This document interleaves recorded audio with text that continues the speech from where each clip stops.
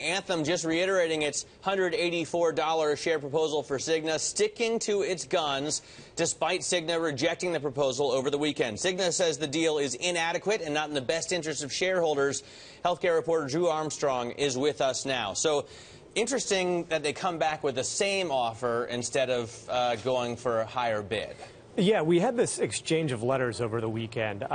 Anthem wants to buy Cigna. They've offered about $47 billion. It'd create the second biggest health insurer in the U.S.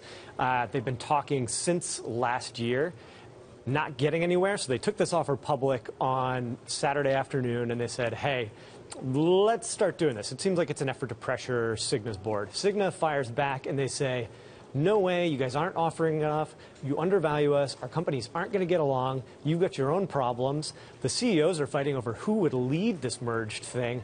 It seems like there's a lot of sticking points still to go here, and Anthem is trying to take this thing a little bit more public, and maybe things are going to turn nasty. How much money does Anthem have? Like, how much could they theoretically really spend here? You know, I mean, what we know right now is that they started at 174 per share. They've gone up to 184 per share.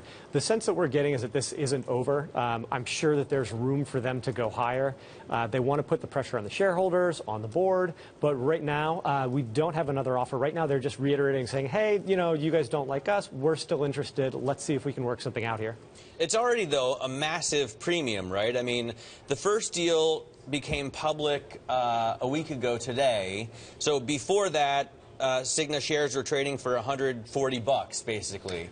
And now they're willing to offer $284? Yeah, we're talking, so 184. Yeah, we're sorry, 184. Sorry, we're talking about a pretty substantial premium. And, you know, one of the arguments you have if you're an insurer and someone's trying to talk to you about being taken over, you know, these stocks really were at a low point in 2010 around the passage of Obamacare. Since then, they've done nothing but go up. Obamacare has been what looks to be really great business for insurers. Stocks have doubled in this industry. And so if you're a CEO, you look back over the last 5 years of performance, you're probably saying to yourself, you know, why am I going to get taken out? This thing's been on a rise for the last 5 years. We've got millions of new customers that are being funded by the government. We're getting competitive. You know, we can buy up our small rivals. Why do I need to get eaten up by somebody like Anthem? Is probably what Cigna's thinking. Is that the right thing for Cigna, or is this a CEO who doesn't want to lose his power? I think we have a little bit of that in this case. Cigna, you know, one thing, I like to compare this to the drug industry. You know, we've got these big pharmaceutical companies that gobble up smaller biotech companies, right? It's almost like it's a business that's meant for these kinds of takeouts.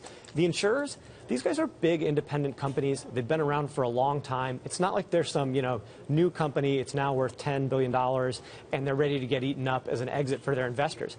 These guys have been around a long time. They have their own strategy. They think they know how to do healthcare best. You know, they're really comfortable saying, we're Cigna. We want to try to nail this on our own, get healthcare costs down, expand, grow.